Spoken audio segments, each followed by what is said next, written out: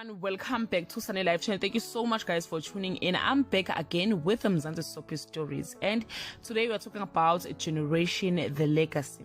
Umshado kaThidi guys uyabhidlika uyaphela. She actually tried everything to be Mrs. Moroka kuze kwafuna uTemerin kwathatha inso yakhe yafaka esidudleni kodwa kwanhla ngazimuka nomoya. Sometimes I feels like Kabisi is not appreciating Thidi's effort. Everything she did was to save his life. This is what is going to happen guys, as the Morokas are busy planning to kick Thidi out from their company. She will also collaborate with her ex-husband and fight them. She is power hungry now. She don't want out from #Ezweni. Thidi needs majority shares, but she can only do that by winning Spain and her husband Gaddafi, or her ex-husband Gaddafi, shares and trust.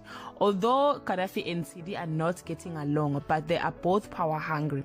Gaddafi would actually love the idea of bringing down the Morokas, as we see Gaddafi and Thidi plotting their way to the top. Things are bound to get a bit heated between the two. They never stopped loving each other.